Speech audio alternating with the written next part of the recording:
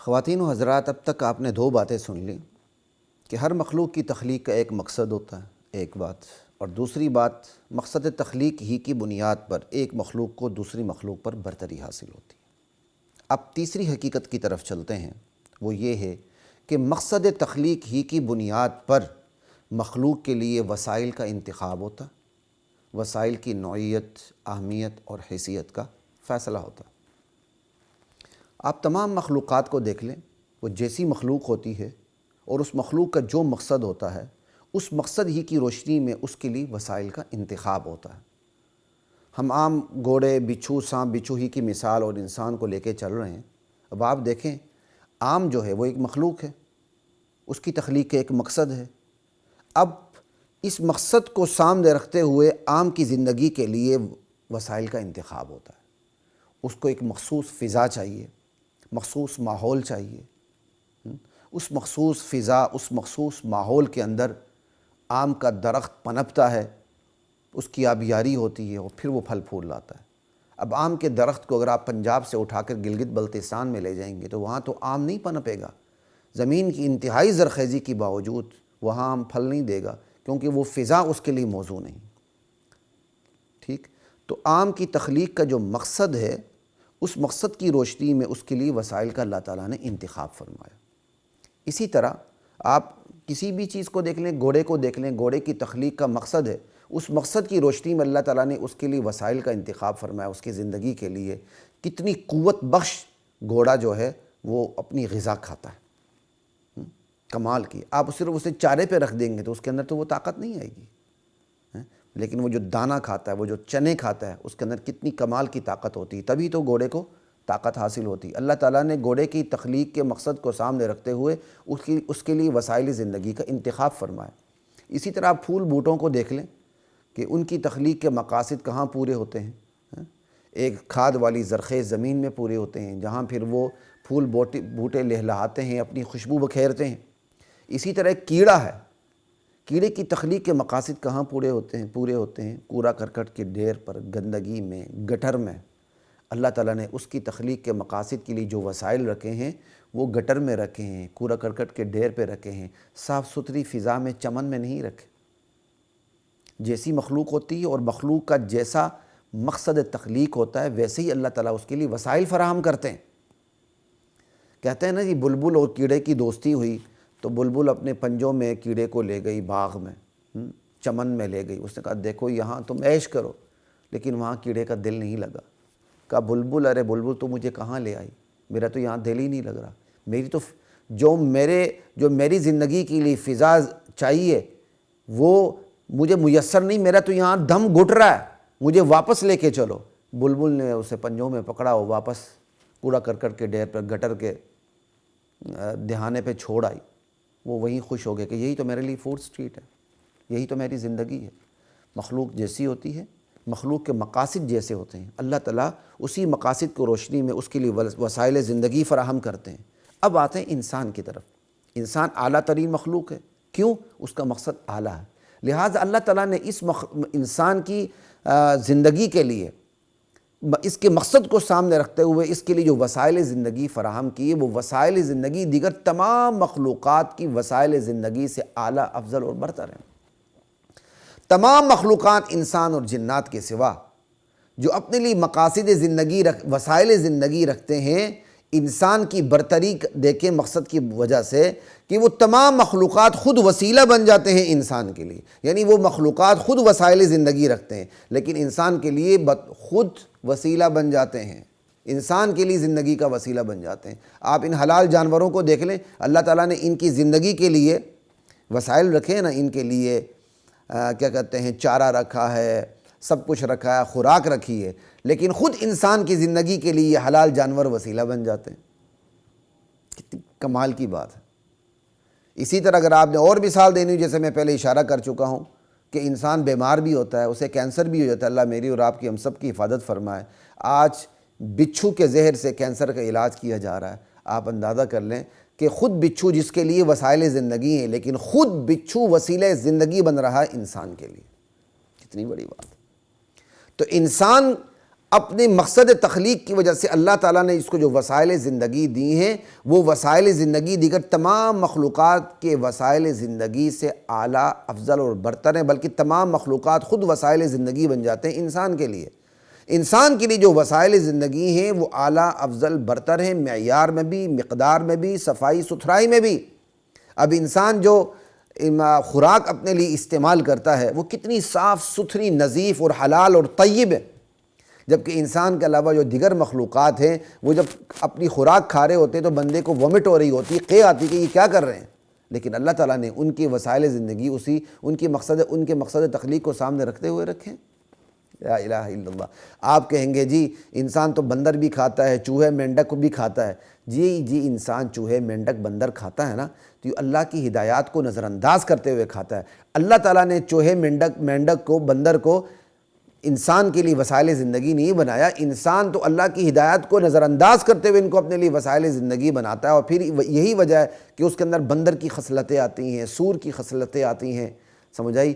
پھر ایسے night club اور ایسے کلب کھل جاتے ہیں جس کے اندر کپلز جاتے ہیں، بیویوں کا تبادلہ کرتے ہیں۔ یہ ساری چیزیں کیوں پیدا ہوتی ہیں؟ جب انسان حرام چیزیں کھاتا ہے تو وہ حرام چیزوں کی خصلتیں انسان کے اندر پیدا ہو جاتی ہیں۔ یہ ایک مستقل موضوع ہے، لا الہ الا اللہ۔ تو یہاں بات کرنے کا مقصد صرف اتنا ہی ہے کہ اللہ تعالیٰ نے انسان کا جو مقصد تخلیق سب سے اعلیٰ رکھا، تو مقصد تخلیق کی روشنی میں انسان کے لیے جو وسائل زندگی رکھے وہ بھی سب سے اعلیٰ رکھے، سب سے بڑھیا رکھے، سب سے زیادہ رکھے، معیار میں بھی، مقدار میں بھی۔ انسان کے لیے جو یہ لامحدود وسائل اللہ تعالیٰ نے رکھے، مقصد تخلیق کی بنیاد پر لامحدود وسائل زندگی رکھے، لیکن ان تمام لامحدود وسائل کے اندر البتہ اللہ نے یہ ضرور کیا کہ حلال اور حرام کی تقسیم کر دی، کہ یہ حلال وسائل ہیں تم نے ان کو اپنانا ہے، یہ حرام ہے تم نے ان کی طرف قدم نہیں بڑھانا ہے۔ کیوں بھائی؟ اس لیے وسائل جو ہوتے ہیں وہ مقصد کے زیر اثر ہوتے ہیں، وسائل مقصد کی روشنی میں دی جاتے ہیں۔ اب کیڑے کی زندگی کا وسیلہ کیا ہے؟ گٹر کے اندر رہنا۔ گٹر کا کیڑا گٹر میں رہے گا، گٹر کے کیڑے کو آپ چمن میں لے جائیں گے مر جائے گا بیچارہ، دم گھٹے گا اس کا۔ بلبل چمن میں رہتی ہے، اس کو اٹھا کے آپ گٹر میں لے آئیں گے، کوڑا کرکٹ کے ڈھیر پہ رہ آئیں گے، وہ تو بیچاری مر جائے گی۔ لا الہ الا اللہ۔ تو جو وسائل ہوتے ہیں زندگی کے وہ مقصد زندگی کے زیر اثر ہوتے ہیں اور مقصد زندگی کے تابع ہوتے ہیں۔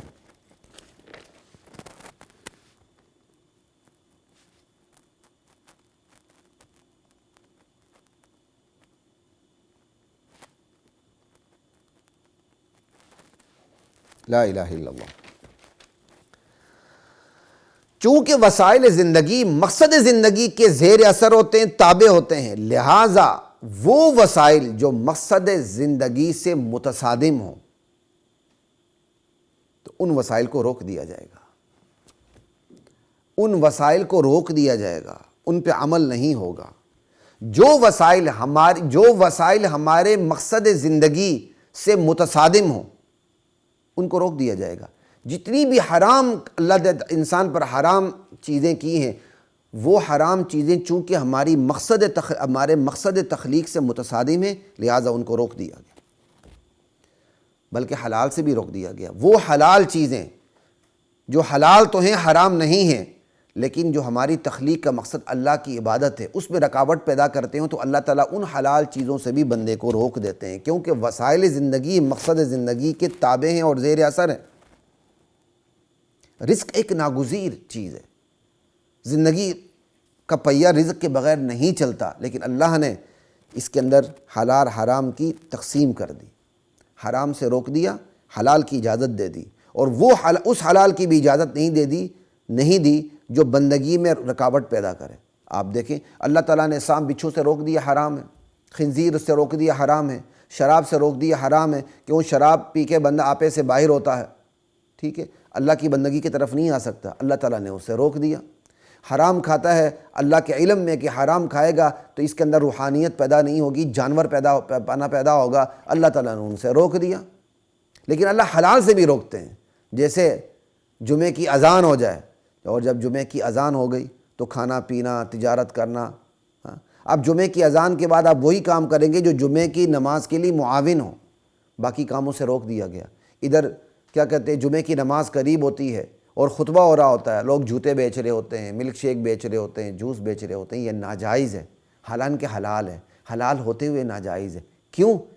کہ یہ جو جمعہ ہے جس میں اللہ کی بندگی کرنی، اس میں یہ چیزیں رکاوٹ پیدا کر رہی ہیں، لہٰذا ناجائز ہو گیا۔ البتہ آپ جمعے کی طرف آ رہے ہیں، آتے آتے آپ خرید و فروخت کرتے ہیں، گاڑی میں بیٹھے ہیں اور جمعے کی مسجد کی طرف آ رہے ہیں، دو بھائی بیٹھے ہیں، دو دوست بیٹھے ہیں، آپس میں خرید و فروخت کرتے ہیں، یہ خرید و فروخت جو حلال خرید و فروخت ہے، جمعے میں جانے کے لیے رکاوٹ نہیں، یہ جائز ہے۔ لیکن دکان پہ بیٹھ کے آلتی پالتی مار کے آپ بیٹھے ہیں اور ادھر سے جمعے کی اذان بھی ہو گئی، نماز کی تیاری ہو رہی ہے، آپ خرید و فروخت کرتے ہیں، یہ ناجائز ہے، حالانکہ حلال ہے۔ حلال ہوتے ہوئے ناجائز ہے، کیوں؟ یہ اللہ کی بندگی میں رکاوٹ پیدا کر رہے ہیں۔ تو بتانے کا مطلب یہ ہے کہ مسائل زندگی مقصد زندگی کے زیر اثر ہوتے ہیں، وسائل زندگی کا فیصلہ مقصد زندگی کی روشنی میں ہوتا ہے۔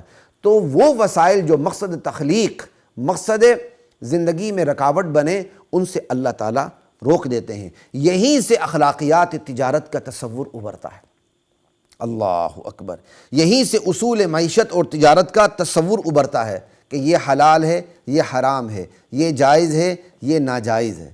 یہ سارا تصور یہی سے ابھرتا ہے، اور یہ تقسیم اللہ نے نہ جانوروں کے لیے رکھی، نہ فرشتوں کے لیے رکھی۔ جانوروں کے لیے پیٹ کا دندہ رکھا، لیکن حلال حرام کی تمیز نہیں رکھی، وہ جو مرضی کھائیں۔ اور اللہ تعالیٰ نے فرشتوں کے لیے پیٹ کا دندہ ہی نہیں رکھا۔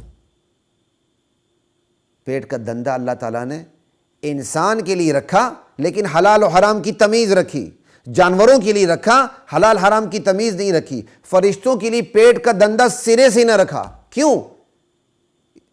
یہ ساری تفریق کیوں؟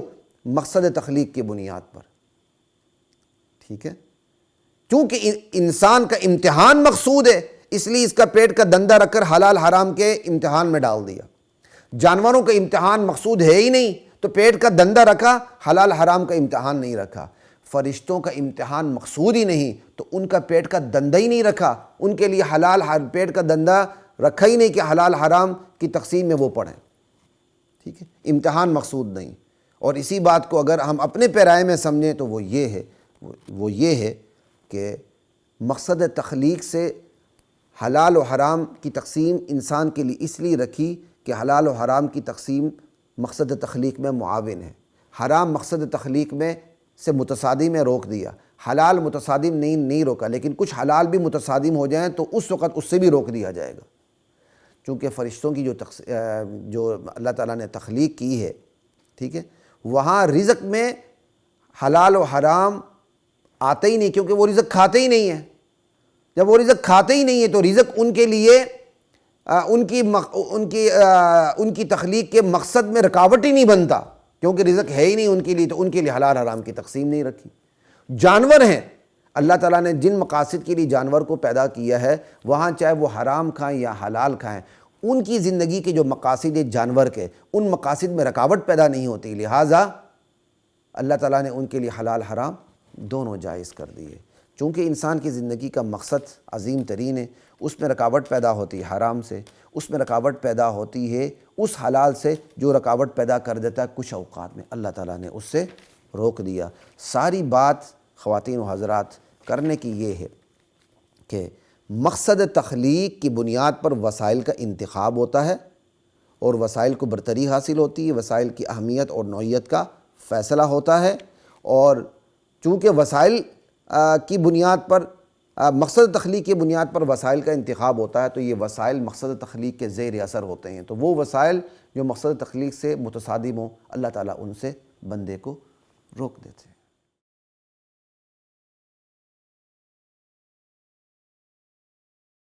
وَلَقَدْ